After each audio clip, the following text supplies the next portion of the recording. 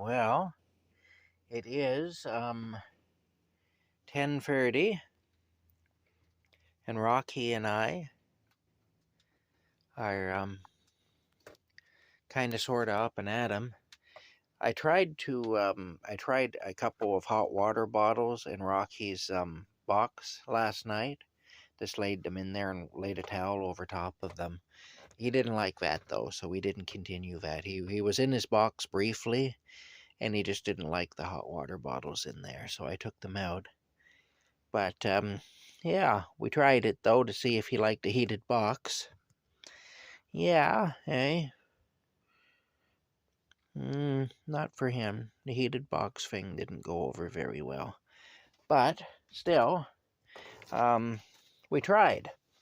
We tried it as an experiment, just to see. And Rocky said, no thank you. No heated box for me. Yeah. Anyway, it is 10:30 in the morning. It's a sunny day. Of course, it's a cold day, but it's a sunny day. I've had the heat on here since around 5 o'clock this morning. I've had that heater going on the medium setting. It's not too bad in here right now. Um, yeah, propane is expensive, but it's saved me from freezing to death now. Well, let's see, from the winter of 2001, for 2021, 22 on, so what, 21, 22, 22, 23, 23, 24. This would be my fourth year, 24, 25. Heating the place with my big buddy heater over there with the propane tank. Yeah. How you doing, Rocky? Rocky's coming up for a cuddle. Hey, you want to do a cuddle thing? You want to do some cuddling, do you? I don't know what's going on under here. Look at that. Holy smokes, Rocky. Look at that. That's a concern. Look, that's just awful, Rocky. What's going on with you? Did you cut yourself shaving? Hey, I told you to stop shaving with a straight razor. They called him a cutthroat razor for a reason, you know. That does worry me, though. I don't know what the heck is going on under there. You know what I'm going to do? Because I don't want you to get an infection. You're not going to like this, I know. I know damn well he's not going to like this, but I'm going to do it anyway. I have this stuff here. It's for wounds. It's for animals. Yeah, we're going to put a little of this wound spray on your chin. And you're going to really hate it. I know that. But we're going to do it anyway. Okay, now, here we go. Okay, get your chin up here. Get your chin up. Oh, bugger. Okay, the bottle isn't working. The spray, you know, we kind of need the freaking thing to work. Okay, there we go. Well, he didn't like it. No. Okay, now he's mad at me again. The bottle didn't work right, the bugger. The spray thing didn't work. There's still plenty in it. But the spray thing didn't work, eh? I sprayed his wound anyway with some of this. I'll have to try again later. Now that I've done this, he knows that I'll do this, and he'll recognize the bottle now and stuff, so it's going to be harder to do. But yeah, anyway, I lost my bank debit card, so I had to call yesterday. So now my debit card is canceled, so none of my banking stuff works until I get my new debit card and activate it. And so I can't do any banking, but it's supposed to be here in between 3 to 10 business days. So when that arrives, I'll activate it, and then I'll be able to bank again. In the meantime, I've got my money that I've saved from my work that I can use. Rocky's mad at me now. He's sitting up there. He's mad at me because I did that. But that's to go on his chin there. That's an awful mess. I don't know what's going on there. It's not healing. It's actually getting worse. I don't know if he keeps scratching and opening it up again or what, but I don't like that. I don't know how that happened, and I don't like it anyway. It's a concern. You know, Rocky's now 16 years old, which is the equivalent of an 80-year-old man. So I know that Rocky's time in this world is growing short, and that really grieves me. And I want him to be with me as long as he possibly can be, and I want him to have a high quality of life as long as possible. And so when I see things like that, it concerns me because I don't know why. Especially when I see it not healing but getting worse. That concerns me. Hey, you.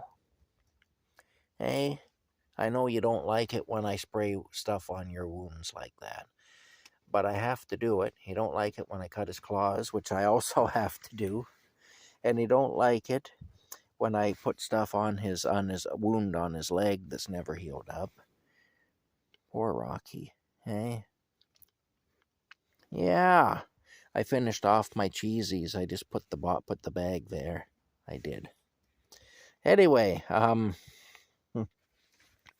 it's funny. Cheesies are quite a thing. Another thing that probably isn't all that good for me, but I may have to take Rocky to a groomer to trim his nails. But I'm trying to find a groomer that will do cats. And, that's the thing anyway. The veterinary office where I take him has a groomer on staff when it has a groomer. But it seems like they don't treat their groomer very well, so they go through a lot of groomers. They never keep a groomer for very long.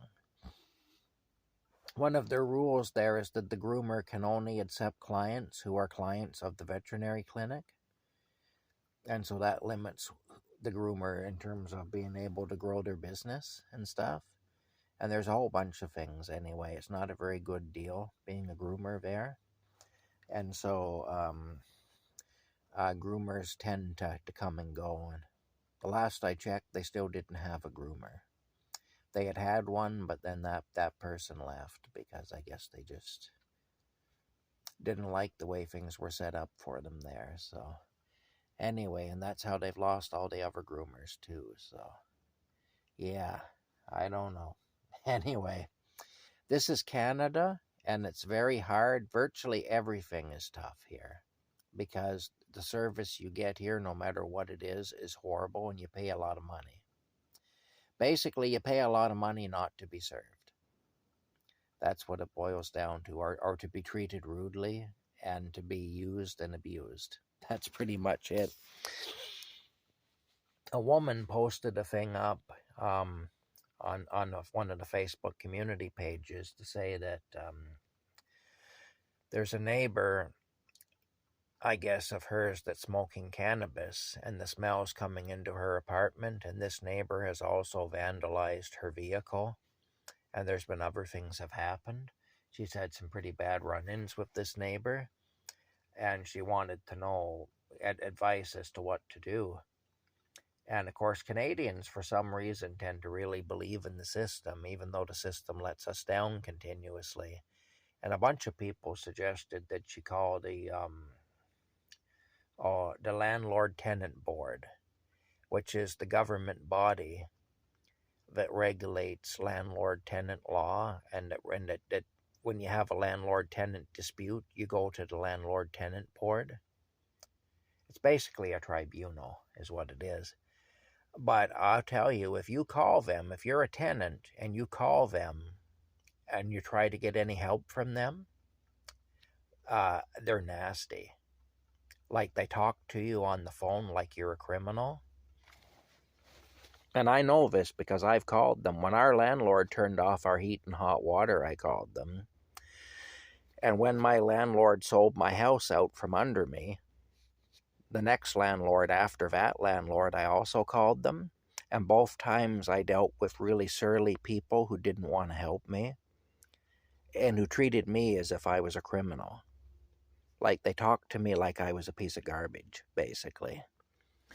And that's what I ended up dealing with. When I called about the heat and hot water situation, I was on hold for 6 hours before anybody even answered the phone. Like literally 6 hours on hold. And then when they did answer the phone, it was a really snotty girl. Oh, and during the whole time I was on hold, there was this really bad music playing. And every so often the bad music would stop, and this really lethargic sounding female voice would come on. It was a recording. And it was basically, The landlord-tenant board really, the landlord-tenant board values your call. Please stay on the line. The landlord-tenant board values your call. Please stay on the line. And this is what you get. And this went on for 6 friggin' hours before I got somebody. And then she seemed annoyed with me that I hadn't hung up yet, that I was still on the phone. And every time I asked her a question, I was told, we don't do that, we don't deal with that, or whatever. So finally I said, okay, why don't I save us both some time? Now, you people have already wasted 6 hours of my time just keeping me on hold, but why don't I save us both some time now? And instead of asking you this or that or the other thing, I'm just going to ask you, what do you do? What does the landlord-tenant board do? And she said, well, nothing really. We do nothing. And I said, you kept me on hold for 6 hours to tell me that you do nothing. Thank you very much. And I hung up. The next time it was a man that I talked to when my house was sold out from under me and I needed to know what I could do. And I ended up homeless over that situation. And the guy was really surly. And every time I opened my mouth, he'd cut me off and say, I don't want to hear about that. We don't deal with that. I don't want to hear about that. And on like that. So, yeah. Anyway, so calling the landlord-tenant board will get you nowhere. And that's how it is in Canada. We have these things in place, and the reason for it is so that technically we can't say that there's no help. Because people will throw it up in your face. Well, you got the landlord-tenant board, you have this, you have that. But if you try to use any of this stuff, you soon find out that it doesn't work. But if you tell people you've tried to use it and it doesn't work, they turn it around on you and they say, well, you mustn't have said the right things, or you mustn't have, you must be in the wrong then. Because if you were in the right, they'd have helped you. Because that's the government, and the government is here to help you. This is what you get from people.